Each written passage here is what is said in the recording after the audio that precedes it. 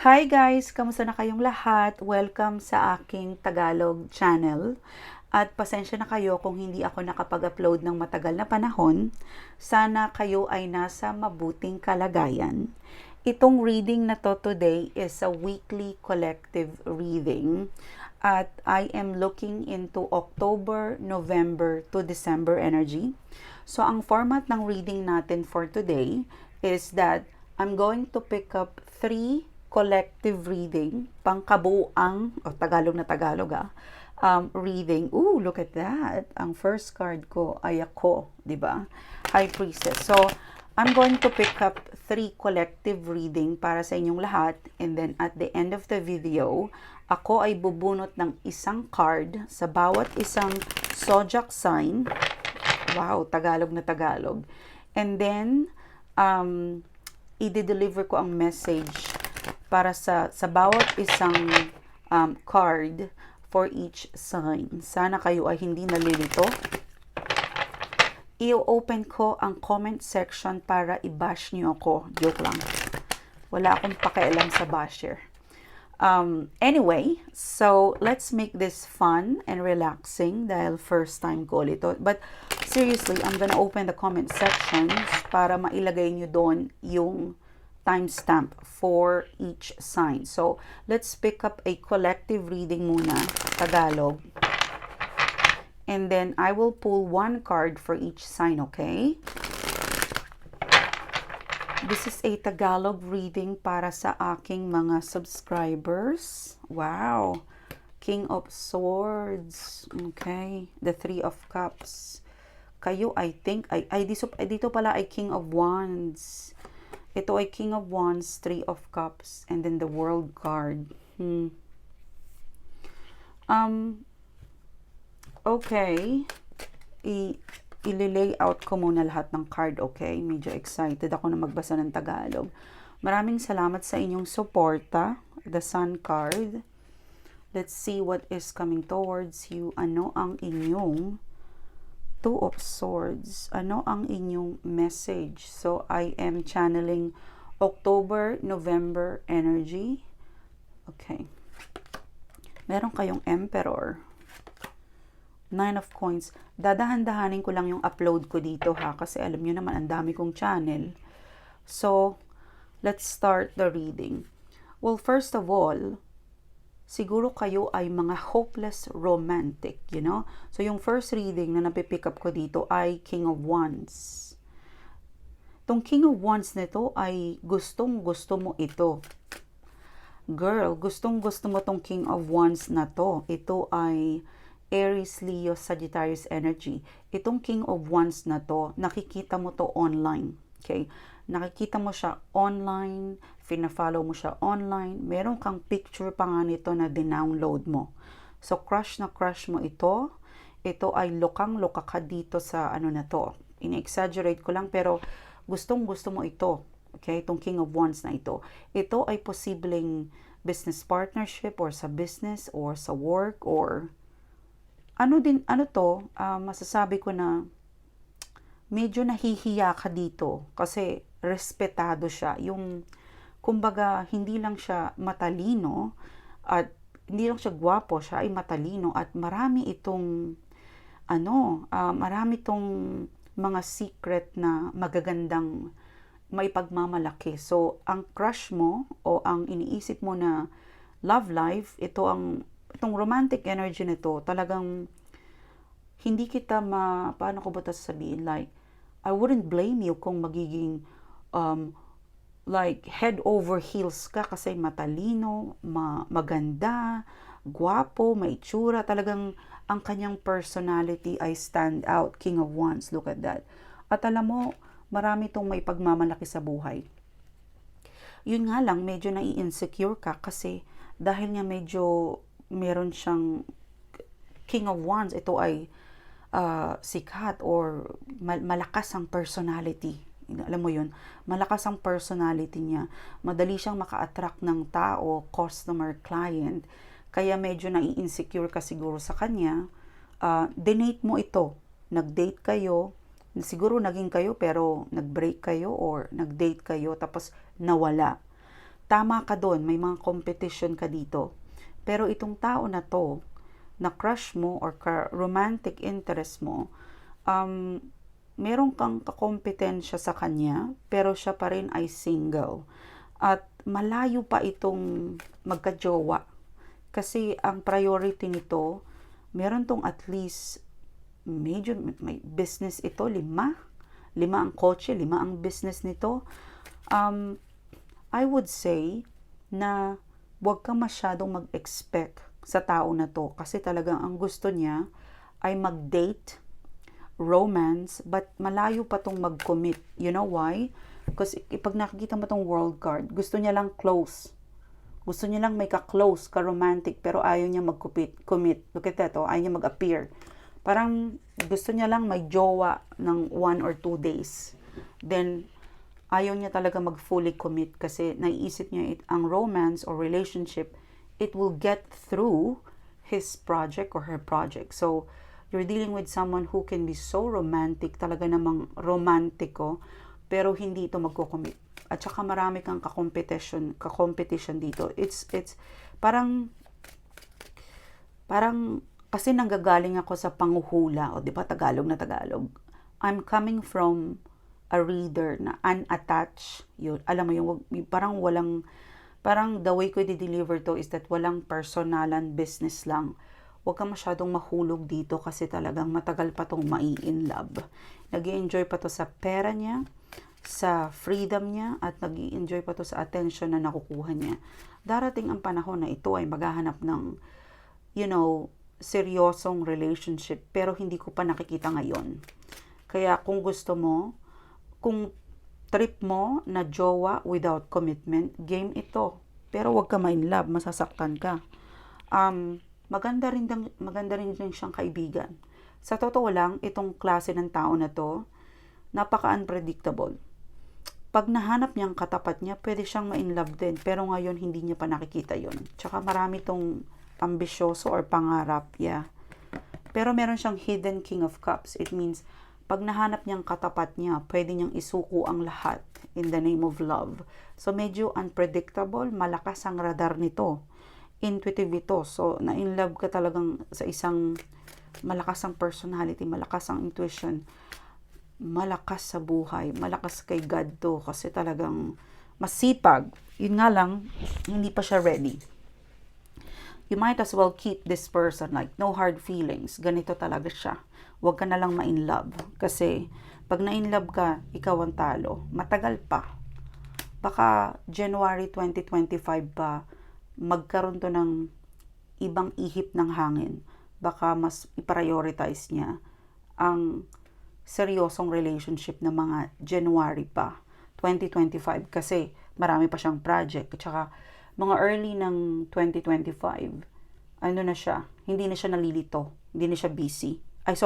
Malilito pala siya sa kanya sa pagde-date niya. Kaya baka January, sige, gusto ko na ng jowa. Nasa timing.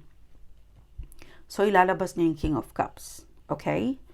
So, yun yung first reading. Okay? Now, yung second reading, So, sa second reading natin, 6 of Wands, 6 and 7 and the Sun card. Medyo hindi ganun kalalim yung second reading. Parang sinasabi lang nila sa akin na merong taong nag-block sa'yo, tapos i-unblock ka nila. Para kay mga isip bata. Joke. Parang isip bata ito, parang binlock ka, tapos i-unblock ka nila, tapos magpapapansin.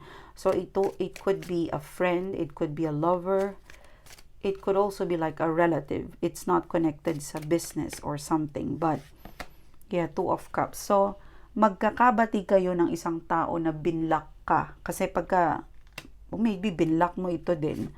Yeah, Ace of Pentacles. Okay. So, meron na, baka binlock nyo ang isa't kisa, 6 of Wands, 7 of Wands. Pero, maaring magkabati na kayo ng taong binlock mo or binlock ka niya.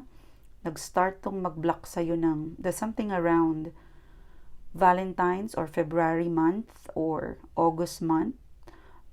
Makikita mo or malalaman mo na in-unblock ka na niya kasi pag may magme-message siya sa'yo or makikita mo na ulit na active yung profile niya.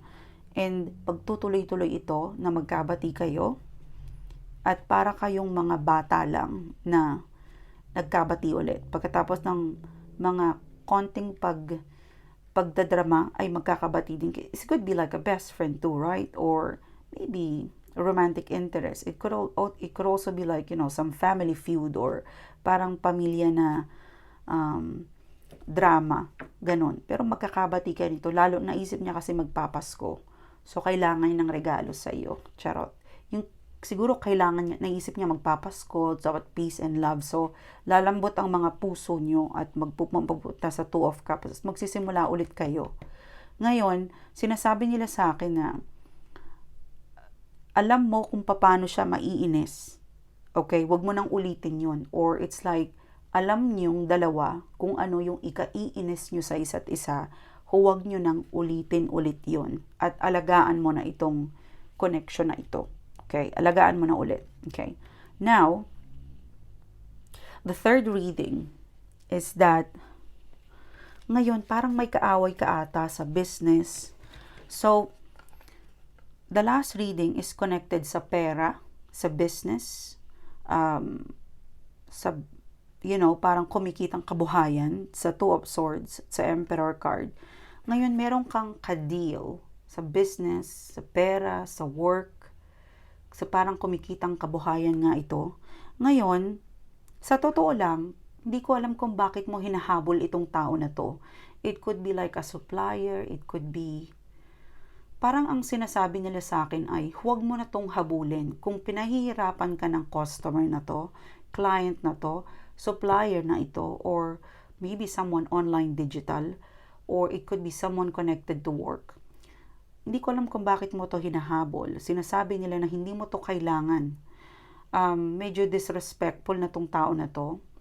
And kung titignan mo ang posisyon niya, ang posisyon nito sa office mo, sa work mo, hindi mo siya kailangan.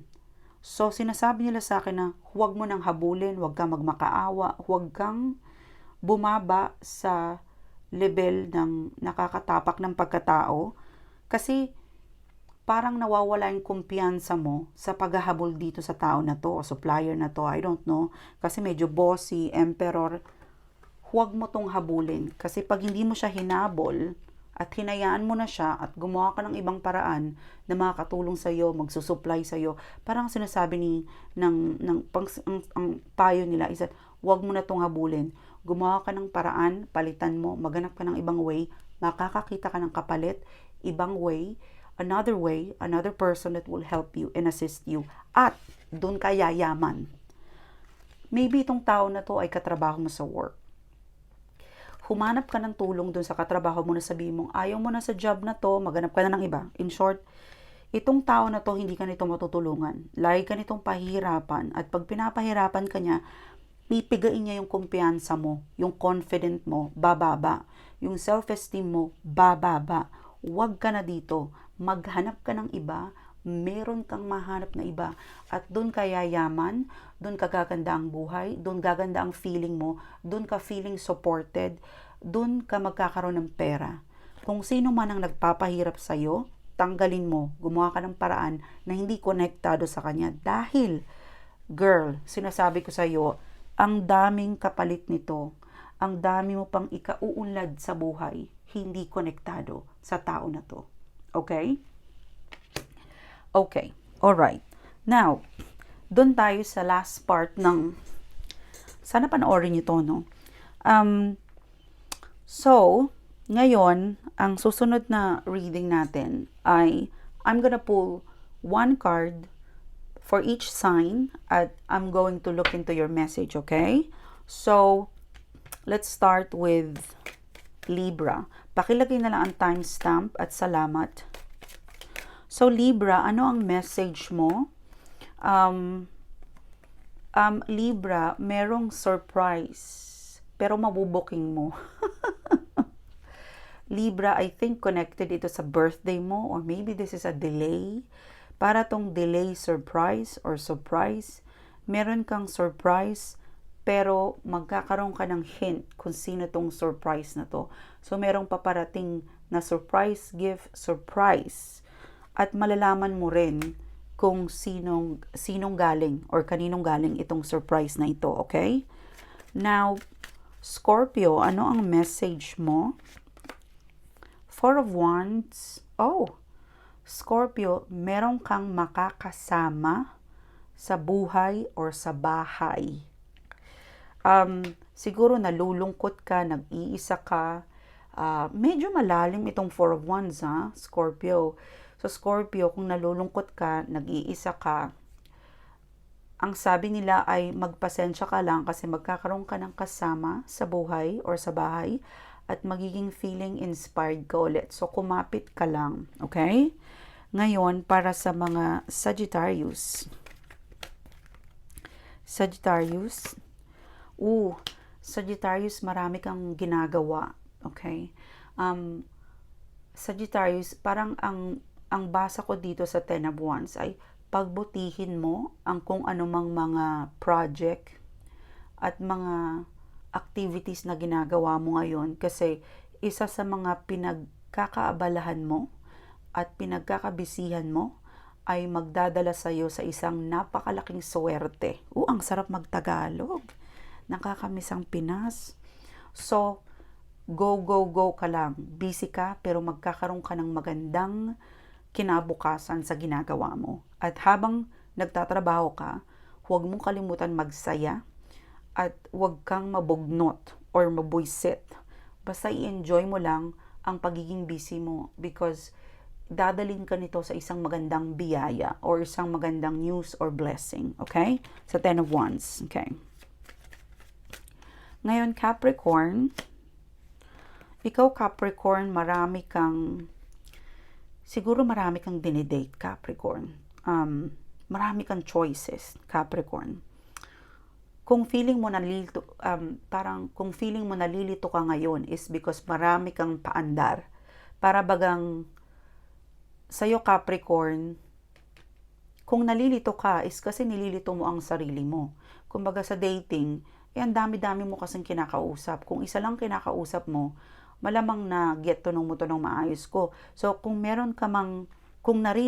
nalilito ka, you're being advised, i-narrow down mo ang search mo. Break it up. Like, paano ba to sa Tagalog? Yung isa-isahin mo para magkaroon ka ng isang choice kesa nalilito ka. Kasi kung nalilito ka, baka mali ang choice mo or hindi quality. So, isa-isahin mo. Tignan mo to. Kung di mo to gusto, delete mo. Huwag mo nang balikan. Okay? Ito ulit. And then, go through each of that cup and decide. Kumbaga parang kung medyo nakakalito is marami kang tinitignan. So, narrow down your choices. Pisces. Pisces, may gustong mag-sorry sa'yo. Kaso lang binlock mo itong tao na to, Pisces. I think makakahanap siya ng ibang paraan kasi nakakikita ko ng kulay blue. Makahanap siya ng ibang paraan para send niya sa'yo ang message niya, Pisces. Namimiss ka na ng tao na to. Okay? Aquarius. You know, Aquarius, merong may gusto sa'yo kaso suplada ka or suplado ka. Okay? Meron sa yung interesadong tao, kaso medyo mailap ka. Mailap ka. Yeah, mailap. Siguro itong Eight of Cups na to, ito ay applicable sa business or romantic or friendship. Basta merong may gusto sa'yo pero mailap ka. Hindi ka, mahirap kang hanapin ang kiliti. So, kung medyo magiging open-minded ka, like open your mind, open your heart, dun sa mga taong nagpapakita ng interest sa'yo, magugulat ka kasi maganda ang intention nila.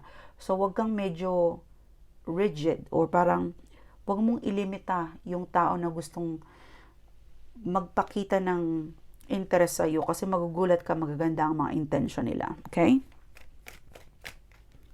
Aries. Alam mo, Aries, parang kung meron kang ginawa, dapat pangatawanan mo na yun. Okay? Parang sa Seven of Wands, kung ano man yung sinabi mo or ginawa mo or ginagawa mo na, pangatawanan mo na yan para magkaroon ka na ng resulta or maka-move on ka na sa next exciting chapter ng buhay mo. Kung sinabi mong no, pangatawanan mo na yan. Huwag mo nang baguhin yung isip mo. Huwag mo nang lituhin. Okay? Pangatawanan mo yung sinabi mo. Taurus. Oh, buntis ka? So, Taurus, mag-ingat ka kasi baka mabuntis ka or buntis ka. Yeah. For some of you, Taurus, meron kang makikilala someone or somebody online at baka mabuntis ka nang wala sa lugar. Something unexpected blessing. So, kung gusto mo magkaanak, ito ang time na maging chorba, Taurus, kung gusto mo talagang mabuntis, mag-plan ka na ngayon, October, November, December. Parang swerte ka. Gemini,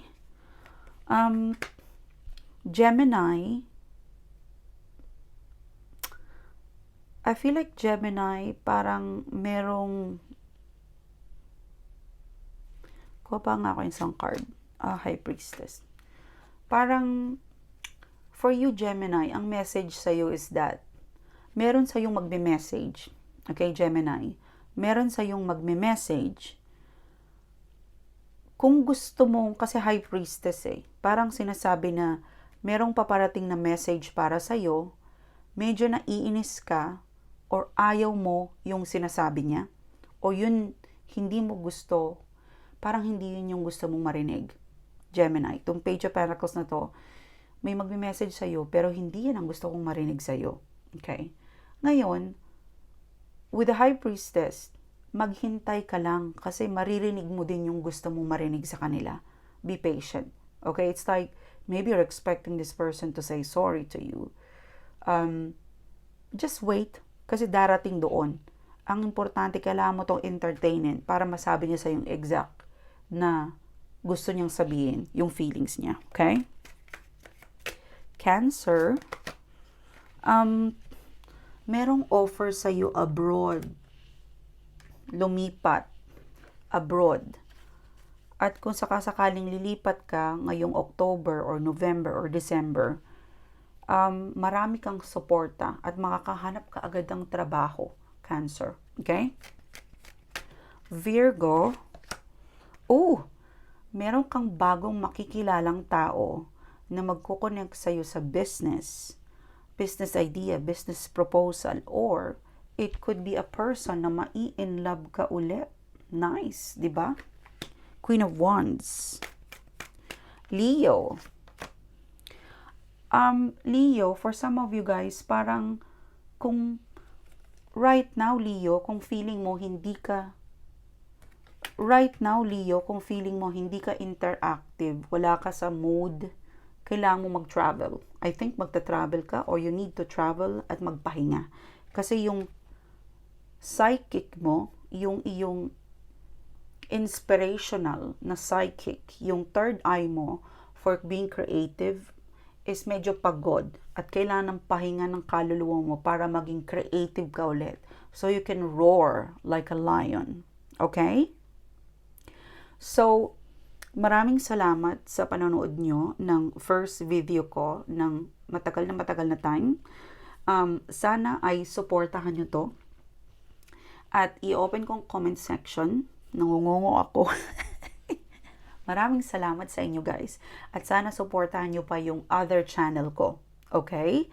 At ito ang inyong Ate Sunshine. Charot. Guys, I miss you. Okay? Hope you like it. Subscribe.